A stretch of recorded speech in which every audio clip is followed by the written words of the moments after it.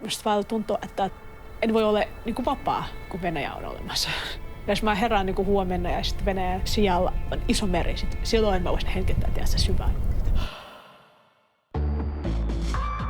Raja auki! Ihmiset ensin! Minulla on samat oikeudet nähdä minun sukulaisia kuin muillakin suomalaisilla. Aluksi tulee just niin kuin Puskinen ja baletti ja sitten tulee tankit. Звезды смерти стояли над нами, и безвинная корчилась Русь. Jos sota tuhoaa, niin kulttuuri luo. Suomessa ihan selkeästi halutaan sotia. Mä olin syvä pasifisti ja varmasti mun Neuvostoliiton-tausta on siihen syy. Henkilö, jolla on niin kuin hyvät suhteet sukulaisen Venäjällä, ei voi olla missään tekemisissä kriisin infrastruktuurin kanssa. Mutta mä en juuri ymmärrä, mikä on syy teitä.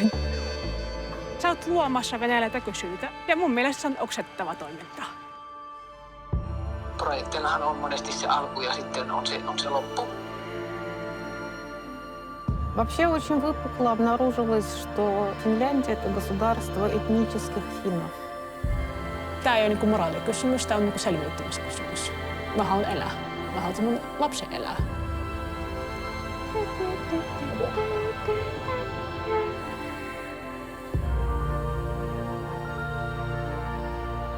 Miten voi pelastaa ihmisten elämiä?